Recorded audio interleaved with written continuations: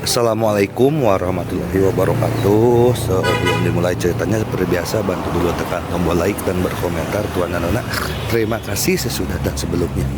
Bab 281 melewati 3 tingkat.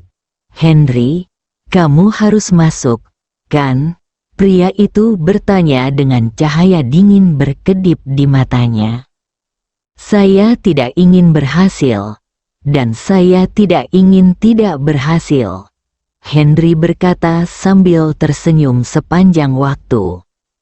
Oke, jika Anda seorang laki-laki dan Anda merasa benar-benar layak menjadi ketua Maryam, lewati saja 3 ujian itu. Henry bahkan tidak melihat pria itu, dia hanya mengangkat kakinya dan berjalan masuk. Maryam tidak tahu apa yang disebut 3 tingkat itu, dan dipenuhi ketegangan. Tangan Henry menepuk tangannya dengan lembut, memberinya semangat dan kenyamanan. Ketika wartawan mendengar tentang ketiga level tersebut, mereka dipenuhi dengan kegembiraan dan kerinduan. Mereka mengikutinya satu demi satu, ingin melihat kegembiraan apa yang akan terjadi. Begitu Henry memasuki aula, dia melihat seorang pria muda dengan tinggi sedang, juga mengenakan jas dan sepatu kulit, berdiri di depan pintu dan mengepalkan tangan ke udara kepada Henry. Melihat wajah pemuda itu, dia mungkin berusia sekitar 30 tahun, dengan mata cerah, ekspresi tenang, dan aura alami di tubuhnya. Berdiri di tempat dengan langkah 8 karakter, tidak ada kekurangan yang terlihat dari atas ke bawah, sepenuhnya memasuki keadaan diri. Prajurit Tian Dao tingkat 2 jarang terjadi. Henry berhenti, melirik ke arah Maryam, dan berkata dengan penuh kasih sayang, "Sayang, minggir dan tunggu, kita akan masuk nanti." Maryam mengangguk dan menyingkir dengan patuh. Para reporter di dekatnya membubarkan diri secara otomatis, namun kamera video di tangan mereka sudah terfokus pada 2 orang tersebut.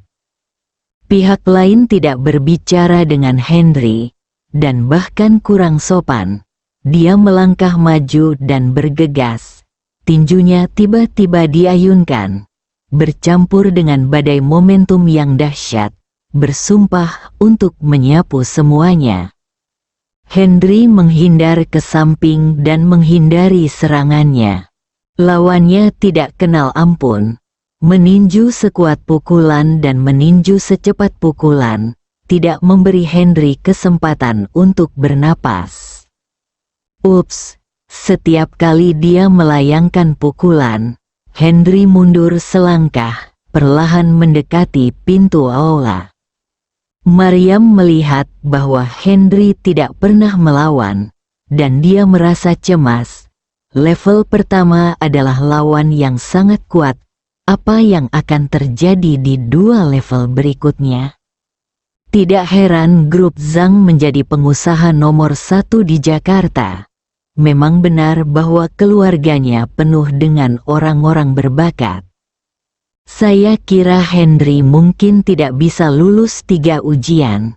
Dia hanya membual kepada saya. Coba kulihat, dia bahkan tidak bisa melewati level ini. Para reporter di belakangnya banyak berbicara, tapi tidak ada yang optimis terhadapnya. Kecuali Guan Bitong. Semua orang sepertinya berharap dia akan gagal dan dirobohkan. Ikuti trennya, sebuah kenyataan yang tidak akan pernah bisa diubah. Ketika pihak lain melihat Henry telah tiba di depan pintu, dia berteriak, "Keluar dari sini!" Saat dia berteriak, dia mengerahkan seluruh kekuatannya ke dalam tinjunya dan meninju Henry dengan keras. Bang! Tinjunya bertabrakan dengan jari-jari Henry, dan dia merasakan seluruh kekuatan tinjunya menghilang seketika. dan seluruh lengannya menjadi mati rasa, seolah-olah ada kekuatan yang menembus kekuatan tinjunya, mengikuti meridiannya, dan memasuki tubuhnya. Ada keterkejutan dan keheranan di wajahnya. Henry sudah muncul, dan dengan santainya, dia melemparkan tubuhnya langsung keluar, dan seekor anjing datang untuk mengambil kotoran itu. Gerakan Henry tidak terlalu cepat, tepatnya sangat santai. Lawan jelas merasa bisa menghindarinya, tapi kenyataannya tidak ada cara untuk menghindarinya. Oh, keluarga Zhang bahkan tidak memberi makan anjingnya, tetapi merampas kotorannya. Mereka sangat pelit. Henry menggelengkan kepalanya dan berkata dengan nada menghina. Para reporter di tempat kejadian dan pria yang baru saja menghentikan Henry di depan pintu tiba-tiba mengubah ekspresi mereka. Benar-benar belum pernah terjadi sebelumnya bagi mereka untuk berani memarahi keluarga Zhang seperti ini. Budak anjing, kemarilah, ajak kakek dan nenek dan maju ke depan untuk melihat apa omong kosong 3 tingkatmu. Henry meraih lengan Maryam, memandang pria di belakangnya dan berteriak. Meskipun pria itu marah, dia tidak punya pilihan selain memimpin. Berjalan menyusuri aula, hanya berjarak 10 meter, terdapat aula luas dengan guzeng di dalamnya dan seorang wanita berpakaian putih duduk di depannya. Mengenakan pakaian putih, memainkan guzeng, tanpa riasan dan wajah putih, dengan rambut panjang tergerai, alis yang willow dan mata berbentuk almond, hidung ceri dan mulut sempit, dia anggun dan natural. Air mengalir, hutan bambu, bunga dan tanaman di sebelahnya. Ini pasti akan menjadi negeri dongeng terindah di dunia. Meski hanya di hotel, namun pemandangan dan pemandangan di sekitarnya tetap mempesona. Pria itu memberi isyarat mengundang, berbalik dan mundur. Wanita itu memandang Henry dan Maryam dan tersenyum tipis. Jari-jarinya dengan lembut menyentuh senar sitar, dan suara merdu langsung mencapai telinganya. Maryam merasa pusing beberapa saat. Lalu memasuki langit cerah, bunga-bunga bermekaran di depannya, dan paviliun serta paviliun penuh dengan kemakmuran, seperti negeri dongeng. Henry berdiri di sana. Saat suara itu datang, tubuhnya secara naluriah menolak. Dia memandang Maryam, wajahnya memerah, tubuhnya gemetar, dan dia ingin melompat. Melirik ke arah reporter di sebelah mereka, banyak orang sudah memasuki keadaan bodoh. Suara Mimi, Henry tiba-tiba merasa marah. Dia tidak menyangka Hanze akan menggunakan musik cabul seperti itu. Saat hendak marah, wanita itu tersenyum lembut dan memainkan sitar, membuat suaranya semakin memesona. Henry mengumpulkan energi di dantiannya, dan ketika wanita itu memainkan bola untuk ketiga kalinya, tiba-tiba terdengar teriakan keras, seperti gelombang kejut yang besar, yang menghantam telinga semua orang dan tiba-tiba membangunkan mereka dari linglung. 21 senar sitar di tangan wanita itu dipotong dari tengahnya secara bersamaan, seolah-olah ada pisau tajam yang dipotong di atasnya. Wajah wanita itu berubah drastis. Saat dia hendak memeriksa sitar, terdengar bunyi jepret, dan sitar itu pecah menjadi 2 bagian di tengahnya. Dia menatap Henry, wajahnya seperti biasa, dan ada peringatan di matanya, yang tidak hanya mengejutkannya. Gunakan suara untuk memecahkan sitar, mengubahnya menjadi ki dan memecahkan sitar. jika saya tidak berbelas kasihan, saya pasti sudah mati dan berada di tempat yang berbeda saat ini." Henry tidak memperhatikan apa yang dia pikirkan. Dia memandang pria di sebelahnya dan berkata dengan keras, "Ayo pergi."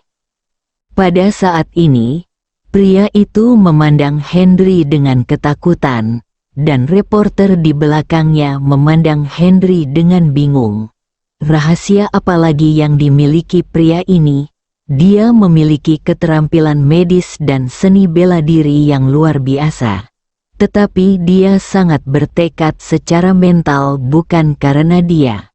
Saya khawatir semua orang telah melakukan adegan memalukan saat ini. Pria itu datang ke lift, menekan tombol lift, membuka pintu lift, dan memberi isyarat mengundang kepada Henry dan berkata, "Silakan masuk." Henry memeluk Maryam dan langsung masuk. Reporter itu ingin masuk tetapi dihentikan. Maryam melihat hanya ada 2 orang di dalam lift, dan secara naluriah memeluk Henry dengan erat. Lift perlahan naik, dan tiba-tiba langit-langit jatuh, dan benda berwarna merah hijau jatuh. Ketika Maryam melihat bahwa itu adalah ular, dia melompat langsung ke Henry, dan sangat ketakutan hingga dia hampir menitikkan air mata. Henry tersenyum tipis, mengeluarkan pil dari tubuhnya, dan memasukkannya ke dalam mulut Maryam. Ular itu, yang telah mengangkat kepalanya dan membuka mulutnya, langsung bersandar ke samping dan berbaring dengan patuh di tanah tanpa bergerak. Ketiga level tersebut bagus dan menantang, dan juga menunjukkan kekuatan grup Zhang. Henry lebih tertarik pada Hanze yang akan dia temui saat ini. Tentu saja, ketertarikannya adalah menamparkan wajah orang kuat. Bab 282 Bunga dan Kotoran Sapi. Henry memegang Maryam dengan kedua tangannya. Tapi dia tidak menyentuh ular tapi sudah mati.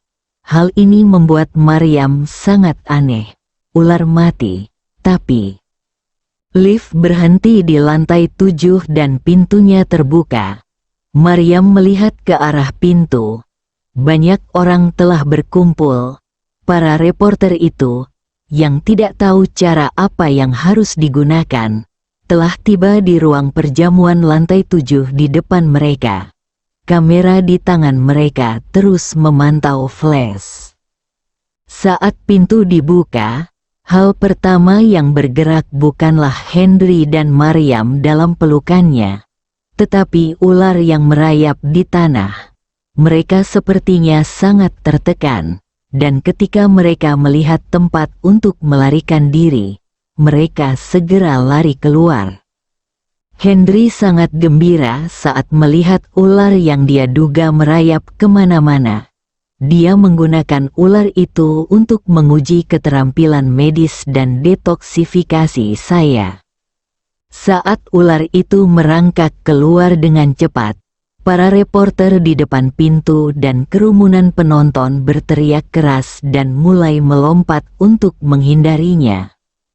Ular-ular ini sepertinya telah dilatih khusus untuk menyerang manusia ketika mereka melihatnya. Beberapa ular benar-benar menggigit orang.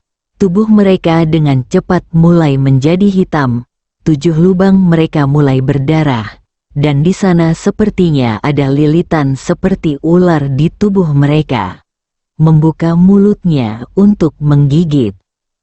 Maryam baru saja mendarat. Ketika dia melihat pemandangan ini, dia menutup mulutnya karena ketakutan. Dia menatap Henry dan menemukan bahwa dia masih memiliki senyuman tipis di wajahnya, seolah-olah dia telah menduganya. Peluit dibunyikan, kemudian seekor ular putih muncul di hadapan orang yang terluka tersebut.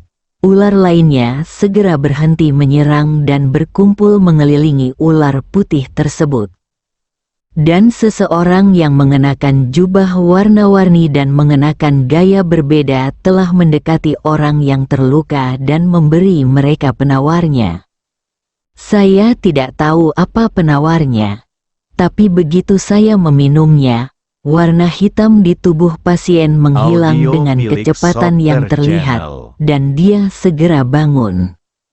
Setelah menangani yang terluka, pria itu hendak melihat ke arah Henry ketika tiba-tiba seteguk darah muncrat. Dia melihat ke bawah ke tanah dan melihat lusinan ular berbalik dan mati di tanah. Apalagi ular putih, dengan jarum perak ditusukkan ke kepala, badan dan ekornya, menempel kuat di tanah, jarum di perutnya paling panjang, dan kebetulan memegang benda yang hendak keluar dari perutnya hidup. "Kamu cukup kejam." Pria itu menyeka darah dari sudut mulutnya dan mengumpat dengan marah. Menciptakan racun ular, mengendalikan ular, dan melepaskan ular sangatlah keji. Jika hari ini bukan hari bahagia bagi istriku Maryam dan aku, bahkan jika aku tidak membunuhmu, aku akan memastikan bahwa kamu tidak akan pernah bisa melakukannya. Gunakan racun ular lagi dalam kehidupan ini. Ini adalah pelajaran kecil. Henry selesai, berjalan masuk tanpa melihat. Pria itu melihat ke belakang Henry dan mengeluarkan seteguk darah lagi. Matanya penuh dengan kebencian yang ekstrim. Dia menundukkan kepalanya dan hendak menyingkirkan tubuh ular berbisa itu ke tanah. Tiba-tiba, jarum perak itu terbang keluar tubuh ular itu dan kembali ke tangan Henry. Dia melihat tangan Henry perlahan menarik ke belakang punggungnya, dan hatinya semakin terkejut. Henry berjalan melewati koridor dan berjalan sekitar 30 meter ke pintu ruang perjamuan. Di aula, ada lampu dan dekorasi warna-warni, dan ada karakter merah di mana-mana. Ada orang di dalam kelompok 3 dan 5 orang berkumpul, berbicara dengan keras atau berbisik anggur dan minuman, nampan makanan penutup, berjalan bolak-balik di aula, melayani tamu kapan saja. Kerumunan yang ketakutan tadi tidak memasuki aula ini. Mereka sudah dihentikan dan pergi ke tempat lain. Henry mau tidak mau diam-diam menyesali di dalam hatinya. Dia ingin menggunakan ini untuk membuat mereka bingung, tapi tiba-tiba dia gagal. Ketika Maryam muncul di aula dengan Henry di lengannya, dia segera menjadi fokus seluruh aula. Setiap orang yang datang hari ini tahu bahwa ini adalah makan malam pertunangan antara Maryam dan Hanze. Tetapi sekarang pahlawan wanita itu memegang lengan Henry. Saat mata mereka tertuju pada Henry, semua orang tertawa. Orang yang tertawa paling bahagia tidak lain adalah Bayu. Saat pertama kali bertemu Henry, dia mengenakan pakaian ini, senjata gunung. Ketika Maryam mengaku sebagai pacarnya, dia mengira itu adalah lelucon besar. Meskipun Henry memperkosa dan memukulinya serta tinggal di suite 999 Hotel Kylie yang telah dia persiapkan sebelumnya, dia tetap tidak percaya bahwa Maryam akan sangat Audio menyukai milik Henry. Softer Channel. Bahkan ketika kakak perempuannya Yanti mengejar Henry dengan gila-gilaan, dia masih memiliki secercah harapan. Sekarang setelah Hanze muncul, dia tersentak, mengetahui bahwa dia tidak memiliki harapan dengan Maryam dalam hidup ini. Karena tidak ada harapan, tentu saya berharap Hanze juga putus. Saya berharap Henry berhasil, dan saya berharap Henry menggunakan gaun ini untuk mencuri Maryam malu, dan dia tidak perlu hidup mengasingkan diri selama sebulan dan kehilangan mukanya. Yanti di sebelahnya berpikir bahwa Henry akan sangat kuat dan dengan dominan mengumumkan bahwa dia akan mempertahankan Maryam. Tetapi dia tidak pernah menyangka bahwa dia akan datang ke makan malam dengan pakaian seperti ini. Semakin menyukainya, dan matanya lebih antusias. Leni di tengah kerumunan melihat sahabatnya Maryam bergandengan tangan dengan Henry. Wajahnya masih penuh kebahagiaan. Namun, karena ada cinta sejati, mengapa Henry selalu menggoda dirinya sendiri? Karena depresi, saya meminum segelas anggur merah dan membuat keputusan tentang berita yang baru saja saya terima. Jika ada satu wanita di antara kerumunan yang paling kecewa, itu adalah Fuji. Berdiri di tengah kerumunan, dia tidak menunjukkan rasa sakit di wajahnya, tapi hatinya sangat sedih, dan kilatan cahaya melintas di matanya. Ada banyak kenalan di sana. Terima kasih telah datang mendukungku dan menyaksikan cinta sejatiku dengan Direktur Maryam. Henry melihat Bayu, Gunawan Suroso, Wang Lao dan lainnya di ruangan itu, dan Shen Zongfeng, Yana dan yang lainnya, katanya sambil tersenyum dan mengepalkan tinjunya. Setelah mengatakan itu, dia meraih lengan Maryam dan berjalan masuk dengan sangat tenang dan tenang, seolah-olah dia benar-benar mengira mereka adalah orang-orang yang datang untuk merayakannya. Maryam telah sepenuhnya menyerah saat ini, tanpa rasa khawatir. Pada titik ini, satu-satunya pilihannya adalah Henry.